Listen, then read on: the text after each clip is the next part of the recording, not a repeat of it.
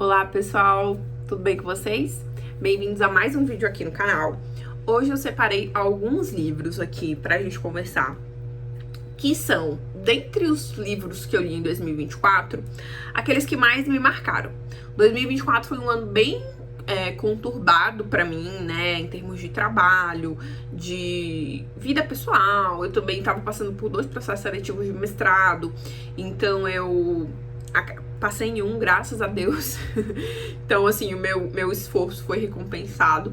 Mas, consequentemente, inevitavelmente, eu acabei tendo menos tempo para as minhas leituras ali por prazer, né? Então, eu acabei lendo menos do que eu gostaria. Mas eu tentei selecionar, dentre as minhas leituras, 8 livros que me marcaram muito e que eu acho que podem ser ali considerados as melhores leituras do ano, tá? Eu vou tentar não deixar esse vídeo muito longo, mas também vou tentar falar aquilo que eu acho que é mais relevante ali sobre cada um dos livros, tá? Então, o primeiro livro que eu selecionei pra gente conversar é esse aqui, Solitária, da Eliana Alves Cruz. É um livro nacional, né? Autora brasileira do Rio de Janeiro, né? Eliana Alves Cruz. Não tinha lido nada dela, foi meu primeiro contato com a obra dessa autora. Não sei se ela tem outros livros, pra falar a verdade. Mas esse livro me pegou muito. Ele tem alguns personagens, mas a história central, ela gira, na verdade, em torno das personagens Eunice e Mabel. Eunice é a mãe da Mabel. E a Eunice, ela é uma empregada doméstica que mora no trabalho, tá? Então, a história, basicamente, ela se passa em torno da dinâmica de vida de Eunice e Mabel. Passa por todas as dificuldades ali que... Eunice, né, passa por todas as dificuldades de criar uma filha nessa dinâmica de trabalho, que não é fácil, uma empregada doméstica, morando no trabalho. E aí o livro vai abordar muitas questões sensíveis, né, relacionadas ao próprio trabalho doméstico. Eu não me lembro de já ter lido nenhum livro que falasse sobre trabalho doméstico como esse livro fala, assim, de forma tão central, tá? Todos os dramas ali, todos os perrengues mesmo relacionados a isso. O livro tem muitas questões sensíveis sobre questões relacionadas a trabalho escravo e outros temas bem sensíveis. Então, assim, é um livro curto, mas um livro muito intenso, tá? A autora dividiu o livro basicamente em 3 partes. Então, eu tenho primeiro uma narrativa salvo engano, a primeira parte é da Eunice, depois a da Mabel, e por último, uma narrativa de um autor que a gente não sabe quem é, inicialmente, né? E aí eu não vou dar spoiler pra vocês. Mas o livro muito bom, assim, muito, muito bom. Eu lembro de ter lido ele no começo do ano e fiquei, assim... Vários livros me deram ressaca literária esse ano. Esse livro foi um deles, porque eu devorei, assim, eu devo ter lido o livro em uma semana. E eu fiquei depois assim, meu Deus... Senhor, como eu vou sair dessa ressaca? Porque esse livro aqui é muito bom, assim, a gente se identifica muito porque é muito suco de Brasil, como dizem, é muito suco de Brasil. E aí você fica revoltado com algumas situações, você quer assim, meu Deus, como que pode a pessoa fazer isso? Como que pode a pessoa ter que passar por uma situação dessa, né? A Eunice, ela passa por muitas situações assim, que a gente fica com raiva, sabe? Ela trabalha pra uma família e, assim, é impossível não criar ranço de algumas pessoas, eu pelo menos criei. Então, enfim, livro muito bom, fica aí a recomendação. Lembrando que eu não vou falar aqui na ordem, assim, do top 1, 2, 3, tá? Eu tentei selecionar os melhores, mas não coloquei, assim, num ranking, tá? Porque daí eu acho que já ficaria mais difícil. Esse ano eu tive o grande presente, aí já passando para os próximos 2 livros. Este ano eu tive o grande presente de ler 2 obras da Isabel Allende. Por quê? Eu nunca tinha lido nada dela. E no ano passado, eu ganhei de presente o livro Mulheres de Minha Alma. Gente, que livro maravilhoso. Salvo engano, é o último livro da Isabel Allende, o mais recente dela. Ela escreveu ali naquele caos da pandemia. Então, assim, é um livro muito, muito atual. E, assim, muito sensível, mas, vamos lá, não quero entrar nos detalhes de falar daquele livro, mas foi o pontapé pra eu querer ler mais da Isabel Allende, que foi o primeiro livro que eu li dela, depois eu quis ler mais. Então eu fui pra Violeta, que foi o segundo livro da Isabel Allende que eu li.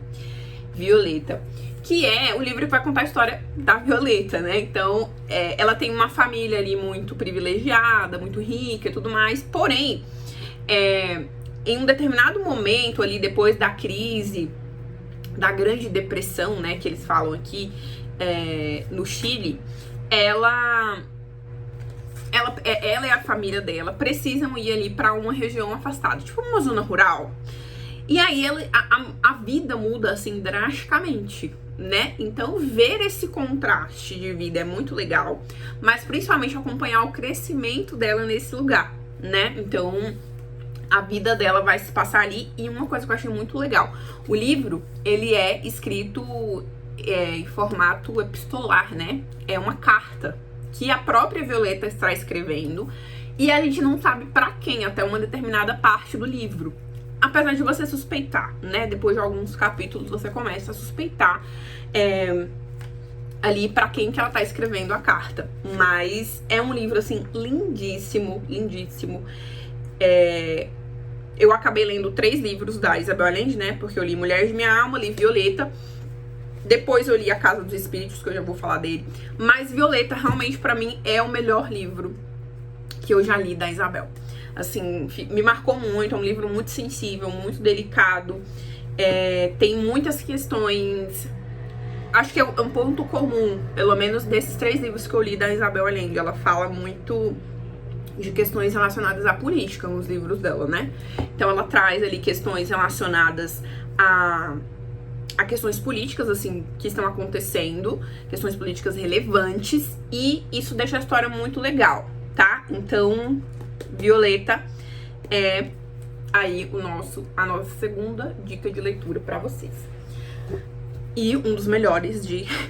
Esse aqui eu posso falar que realmente foi um dos melhores. Não sei se dentre todos... Ai, gente, eu sou muito ruim em escolher, assim, os melhores, listar, assim, a lista de melhores coisas, melhores comidas, melhores lugares. Eu não gosto porque eu tenho dificuldade. Mas é um livro muito bom. Vamos lá. A Casa dos Espíritos também tem essa pegada de livro que fala de política, tá? Então, assim, mas não é aquela coisa central do livro, tá? Aqui, a trama central é uma trama familiar, que vai ali girar em torno da Clara, basicamente, e do Esteban. A Clara é uma mulher que tem poderes clarividentes, né? Clarividente. E ela tem ali uma relação conturbada com o Esteban. Ela passa muitos anos sem falar nada, né? Ela faz um pacto ali de... um voto de silêncio. E em um determinado momento, quando ela decide se casar com o Esteban, ela fala. E a partir daí... tem vários desenrolares, assim. É uma história bem complexa, não sei, mas com muitos personagens, né? Então, o livro fala aqui, ó. A Casa dos Espíritos é tanto uma emblemática saga familiar, quanto um relato acerca de um período turbulento na história de um país latino-americano indefinido. Isabel Allende constrói um mundo conduzido pelos espíritos e o enche de habitantes expressivos e muito humanos, incluindo Esteban, o patriarca, um homem volátil e orgulhoso, cujo desejo por terra é lendário, que vive assombrado pela paixão tirânica devotada à esposa que nunca pôde ter por completo. Clara, a matriarca evasiva e misteriosa que prevê uma tragédia familiar e molda o destino da casa e dos Trueba. Blanca, sua filha de fala suave, mas rebelde, cujo amor chocante pelo filho do capataz de seu pai alimenta o eterno desprezo de Esteban, mesmo quando resulta na neta que ele tanto adora. E Alba, fruto do amor proibido de Blanca, uma mulher ardente, obstinada e dotada de luminosa beleza. Apesar da descrição que fala um pouco de espíritos, e aí foi até uma coisa, né? Quando eu li o título e o resumo, eu achei que ia ter mais presente essa questão de espíritos e tal na história. Mas não, tá? É uma coisa bem singela, eu achei até. Pelo título, né? A Casa dos Espíritos, parece que é uma coisa, mas não é. A Clara, ela tem esse poder, né? Ela é clarividente, então ela consegue se comunicar com espíritos, né? Mas é isso, assim... nada muito gritante, assim, que passe pela história inteira. Trechos bem pontuais, a questão dos espíritos. Não achei, assim, que pelo título parecia uma coisa bem mais presente na história. É presente, mas não tanto quanto eu imaginava que seria, tá? Mas um livro muito bom. A escrita da Isabel Allende é perfeita. Assim, eu gostei demais. Gostei do Violeta, gostei desse. Gostei muito mais do Violeta. Mas esse também foi um livro muito bom. Eu li assim em seguida. Eu saí de Violeta e eu precisava ler mais Isabel Allende. E aí li esse. Não gostei tanto quanto Violeta, mas muito bom também, tá? Fica aí a dica. Acho que é um livro bem... Assim, muitas pessoas já tinham me falado dele. Eu até demorei um pouco pra conhecê-lo, né? Estou aqui tomando meu café. Peguei um café de vocês também, porque ainda faltam 5 livros. Vou tentar não falar tanto, mas não tem como.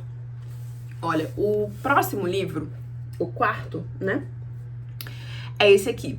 O Infinito em um Junco, da Irene Valejo. Acho que é assim. Pronuncio o sobrenome dela.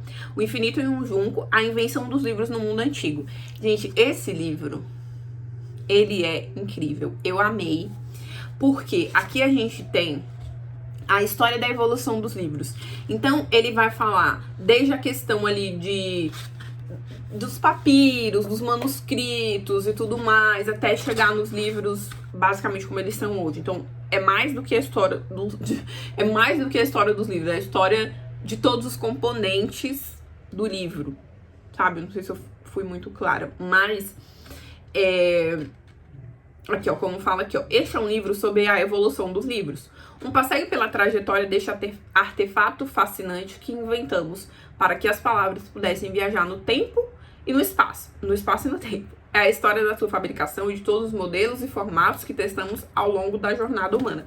Assim, tem muita coisa que eu nem imaginava sobre a história dos livros e sobre a criação dos livros mesmo, né? Sobre a história do livro no mundo antigo. Então, muita coisa que eu não sabia sobre questão de papiros, enfim. Então, assim, não foi um livro que eu devorei. Eu demorei pra terminar, mas foi muito bom ter todo esse conhecimento aí sobre os livros. Eu tenho ali uma particularidade, que eu acho que outras pessoas também têm, né? De ler vários livros ao mesmo tempo. E isso às vezes ajuda. Porque, por exemplo, esse livro não é um livro que eu conseguiria sentar e ler, assim, vários dias seguidos. Não, eu li um tempo, aí deu uma cansada, depois eu voltei, mas aí eu continuei lendo outros, depois eu voltei nele. Isso não porque o livro é ruim, é só porque às vezes você tá num momento que não casa com aquele tipo de leitura, então você precisa de uma outra coisa. Isso é o que me faz, assim, que me faz ler vários livros ao mesmo tempo, que eu acho que é um dos benefícios de ler vários livros ao mesmo tempo. Você pode ir mesclando, caso um dos livros te deixe um pouco cansado, talvez, né? Então, foi o caso desse livro, que eu li devagar, li aos poucos, fui ali bem devagar, mas adorei, eu acho muito válida a leitura. Eu ganhei de presente um amigo secreto do ano passado. E foi, assim, um presentão mesmo.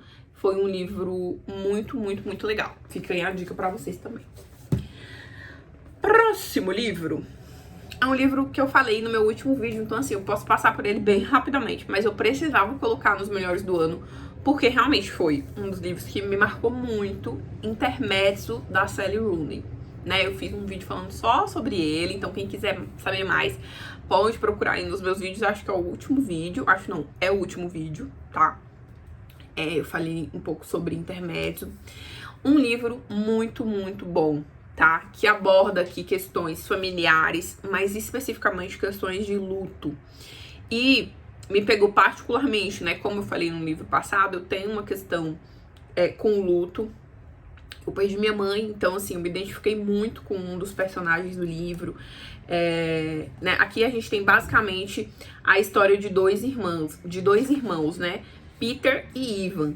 E eu me identifiquei muito com a relação que o Ivan tem com o luto, né? Eles perdem o pai e aí eles são muito diferentes. O Peter é um advogado bem-sucedido, um cara mais velho, 30 e poucos anos. O Ivan já é um rapaz de 20 e poucos, que também, né, perdeu o pai, né? E aí ele é jogador de xadrez, ele tem outro estilo de vida. E ele lida de outra forma. Os dois lidam de formas muito diferentes com o luto. E esse contraste deixa a história muito interessante. Eles estão passando por situações particulares também relacionadas a questões amorosas. Então, o Peter se relacionando com uma menina mais nova, o Ivan se relacionando com uma mulher mais velha.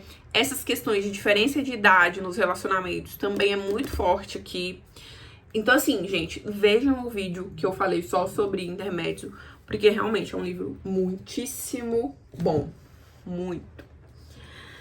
Ai, falar agora. Herdeiras do Mar. Gente, Herdeiras do Mar foi o livro responsável pela maior ressaca literária que eu já tive na história da minha vida. Eu terminei esse livro, eu fiquei afundada, eu fiquei no fundo do poço. Esse livro, ele é muito, mas muito, muito forte, muito impactante. Não é uma leitura tranquila, não é uma leitura fácil. Se você é uma pessoa sensível, pule este livro, porque ele vai falar sobre a história de mulheres coreanas na época da Segunda Guerra Mundial. Então, assim, a gente tem aqui personagens bem marcantes, né? A gente tem a Hana, basicamente a Hana e a irmãzinha dela. Elas, como que eu resumi aqui esse livro? A história começa falando pra gente, inicialmente, de um grupo de mulheres pescadoras que nadam, né, de pescadoras e mergulhadoras, né, elas mergulham no mar gelado ali, né, sem equipamento, sem nada. São as Raineio, eu não sei se é assim que pronuncia, mas acho que é Raineio. E elas, a Hana, que é uma das personagens principais desse livro, ela, que é a personagem principal, né, do livro, ela é filha de uma dessas mulheres. E aí o livro, lá no comecinho, passa pelo momento em que a Hana começa a também ser uma nadadora. E aí, em um determinado momento, a Hana ganha uma irmã mais nova, né? E ela meio que fica responsável pelos cuidados dessa irmã mais nova. Ela tem um apego, um amor muito grande por essa irmã. E em um determinado momento, para salvar essa irmã das mãos dos guardas ali, em meio à Segunda Guerra, a Hana, basicamente, ela é pega, né, pelos soldados e levada para um lugar ali onde ela é feita de escrava sexual dos soldados ali, dos soldados japoneses, né? A questão aqui dessas escravas sexuais, ela é muito forte, muito forte. Eu não sabia da existência dessas mulheres, né, que eram chamadas de mulheres de consolo. E saber que esse livro é baseado em fatos reais e que essas mulheres definitivamente existiram foi, assim, terrível pra mim. Foi terrível. Foi muito doloroso, sabe? Ver os detalhes, assim, das cenas de abuso, sabe? Tem muitas cenas de abuso. Então, é um livro muito tocante, muito profundo, é muito bom. Por que ele tá aqui, apesar de tudo isso, né?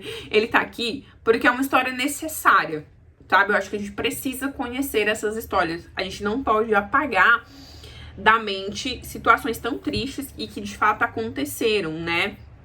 O livro, ele é bem, como é que eu vou dizer? Bem comovente, porque não tem, assim, grandes momentos de alegria do livro, né? A gente vai ter momentos de alegria muito isolados no início do livro e no final, talvez, né? E aí vai ficar muito a critério do leitor. Mas a grande maioria do livro é muito triste, né? Muito marcante, muito forte, mas vale muito a pena, tá? Vale muito a pena a leitura. Eu acho que é, assim, um livro único. Eu vou lembrar a vida inteira desse livro. Certamente vou lembrar a vida inteira. Então, fica aí. Depois que eu li esse livro, eu fiquei, assim, muito tempo sem saber o que eu ia ler depois dele. Porque, realmente, eu fiquei ali muito tempo.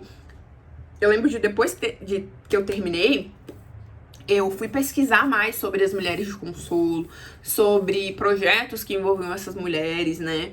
E entender melhor a história. Então, eu fui realmente pesquisar mais sobre. sobre as mergulhadoras também, que é uma parte muito interessante que eu não conhecia. Então foi um livro, assim, excelente. Excelente. Fica aí também a dica pra vocês, Herdeiras do Mar, da Marilyn Brett. Marilyn Brett. O próximo, gente, é A Letra Encarnada ou A Letra Escarlate, do Nathaniel Hawthorne. Aqui nessa edição que eu tenho é A Letra Encarnada, né? Mas vocês podem encontrar também como A Letra Escarlate. Esse livro é um clássico, né? Uma mulher que, numa sociedade muito puritana, salvo engano, eu não lembro exatamente o tempo, né? O marco temporal. Mas ela foi condenada por adultério, né? E por conta dessa condenação, ela precisa carregar no peito, na roupa dela, essa letra A, né? Carregar, costurada ali na roupa dela, né? Bem no peito. Parte da condenação dela.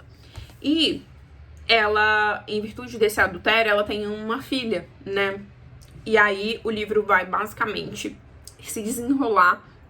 Ele começa a gente começa, no início do livro, tem basicamente como que a história foi descoberta. Eu não quero dar spoiler, porque é muito interessante, né? A gente não vai, o livro vai começar e já não vai contar da história, o que aconteceu. Não, o livro vai contar, tem um personagem central ali antes dela, né? Que vai contar pra gente como que ele descobriu essa história, né? E ele vai...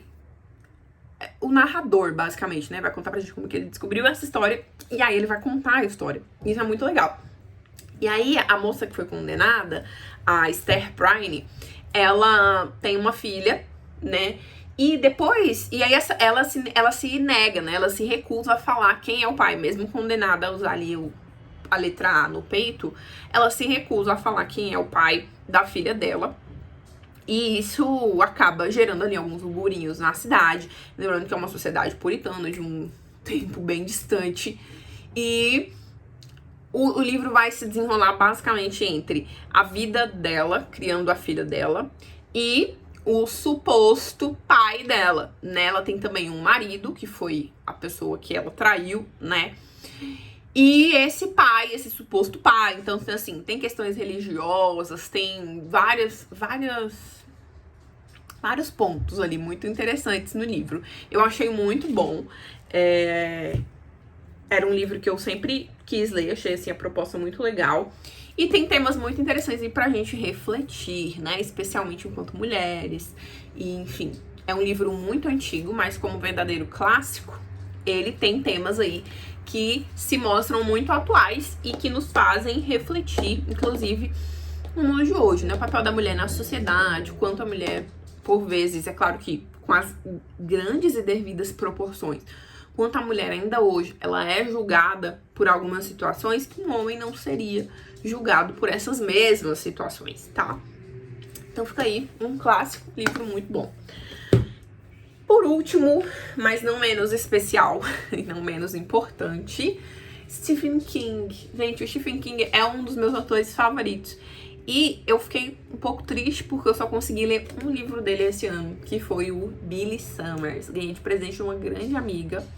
E foi o único livro do Stephen King que eu consegui ler. Aqui no livro Billy Summers, a gente vai falar do Billy, né? O personagem principal é o Billy, que é um homem, um assassino de aluguel, né? E ele tem um critério pra ele matar uma pessoa. Quando uma pessoa contrata ali os serviços dele, o critério dele ele só aceita o trabalho se a pessoa que ele vai matar é uma pessoa realmente ruim. Assim, eu só mato uma pessoa muito ruim. Era basicamente isso. Esse é o critério dele. Então, ele tá ali perto de se aposentar. E aí, ele precisa, antes de se aposentar, realizar o seu último trabalho, que é esse que vai ser descrito aqui nesse livro. Qual que é o problema? Ele, para realizar esse trabalho, né, de matador de aluguel, ele vai se fantasiar de um escritor, né, que vai trabalhar ali num prédio próximo de onde ele precisa matar aquele cara, né. E o problema é que ele começa a ter problemas com as próprias pessoas que contrataram ele. Porque ele começa a ver que talvez as pessoas ruins sejam, além da pessoa que ele precisa matar, também as pessoas que contrataram ele. E aí ele não quer seguir à risca as orientações que aquelas pessoas passaram para ele. Então ele começa a ter problemas com as próprias pessoas que contrataram ele para fazer o trabalho. E aí no meio disso ele tem os disfarces, né? A questão do disfarce, que ele tem mais de um. Ele tem esse de escritor e tem outros, que aí eu não vou dar grandes spoilers, mas ele começa... E aí isso me pega muito, porque ele começa no meio do trabalho, de um trabalho que ele sabe que ele não pode ter envolvimento emocional com ninguém, ele começa a ter envolvimentos emocionais. E a gente já sabe que nesse tipo de livro, isso aí sempre dá ruim. Então, aqui não é diferente, mas é um livro muito bom. Ele foge do estilo Stephen King, não é um livro de terror. E aí, assim, leitores do Stephen King vão concordar comigo que os últimos livros do Stephen King saíram muito da pegada terror. Billy Summers não é um livro de terror. Billy Summers é um livro de investigação, tá? Um suspense, talvez. Mas é só. Não é um livro de terror, assim, foge muito da pegada clássica do Stephen King, mas se, como eu falei, pra quem lê Stephen King, isso não é uma novidade, os últimos livros dele, ali, eu acho que, assim, pra mim, tá? Eu não tenho acompanhado, assim, na risca os livros deles mais recentes, mas, desde o Instituto, pra cá, eu acho que, sei lá, uns 4 anos, talvez, 4, 5 anos, os livros do Stephen King não são mais terror, né? Se eu tiver errada, me falem, me contem aí o que vocês acham dos últimos livros dele, né? Se vocês gostam, o que vocês estão achando. Mas eu acho que ele tá fugindo dessa pegada de... Fugindo não, desculpa, gente. Fugindo é um termo errado. Ele tá saindo um pouco dessa pegada terror e tá escrevendo investigações, suspenses, que estão muito bons. Eu não tenho nada pra falar dos últimos livros que eu li dele. Que não estão nessa pegada de terror, mas que são muito bons. Esse mesmo, Billy Summers, é um livro ótimo. Eu não tenho o que falar. Muito boa história, muito bem construída. Personagens muito bem construídos também. Então, assim, um enredo muito bom, que te prende mesmo. Escrita, estilo Stephen King mesmo. Então, uma escrita muito detalhada, né? Que eu particularmente adoro. Eu sou uma fã do Stephen King aqui, ó. Tudo isso aqui é Stephen King na minha prateleira, ó. Tem até um bonequinho dele aqui. E isso aqui tudo... é Stephen King. Então, aqui embaixo também, ó. Eu tenho 3 nichos, basicamente, só de Stephen King. Então, eu gosto bastante. Mas é isso. Não é um livro de terror, ok? Gente, eu acho que é isso que eu tinha pra falar nesse vídeo. Eu gostei muito de compartilhar aqui algumas impressões. Me perdoem se eu errei, desde já, me perdoem se algum detalhe de algum livro ficou faltando. A minha intenção não era aqui fazer uma resenha dos livros, tá? E eu nem preparei roteiro, nem nada. Então tem, assim, alguns livros que eu li lá no começo do ano que pode ter passado alguma coisa muito relevante, assim, então me perdoem. A minha ideia foi basicamente trazer o título pra vocês, pra daí, se vocês gostarem, talvez, do título... e do que eu falei aqui, procurarem pra lerem. 2024, como eu falei, não foi assim, um ano de muitos livros, muitas leituras, mas 2025 vem aí, a minha ideia é melhorar isso, né? É ter um ano, né, onde eu consiga ler mais livros por prazer, né? Porque as leituras técnicas, elas acabaram me consumindo esse ano. Em 2025 eu espero conseguir fazer as leituras técnicas e conseguir também aí as minhas leituras por amor. Eu pretendo fazer no próximo vídeo, se tudo der certo, um vídeo sobre os meus desafios de leitura para 2025. Por quê? Eu não sei se eu farei uma relação de livros para 2025, sabe? Tipo 10, 12, sei lá quantos. Eu acho que eu não vou fazer essa seleção, mas eu quero estabelecer metas, e aí, assim, né, desafios mesmo, pra ler alguns livros específicos, tá? Tem 2 clássicos que eu quero muito ler, não vou dar spoiler, só vou falar no próximo vídeo. E aí eu quero fazer um vídeo contando um pouquinho pra vocês, tá bom? Me contem aqui nos comentários os livros que vocês leram esse ano, se vocês leram algum desses livros que eu li aqui, se vocês gostaram desses livros, o que vocês acharam, tá bom? Compartilhem comigo aqui nos comentários as impressões de vocês desses livros que eu falei, dos livros que vocês leram. Eu gosto muito quando vocês trazem coisas novas aqui pra gente conversar, tá bom? Muito obrigada por assistirem o vídeo até aqui, tá bom?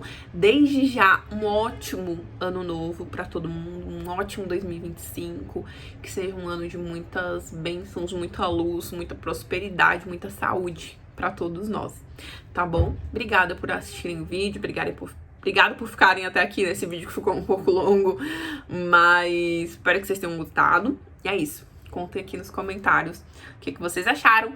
Cliquem aí no curtir, se inscrevam no canal, tudo isso que vocês já sabem, tá bom? Obrigada, gente. Feliz ano novo. Até mais. Tchau.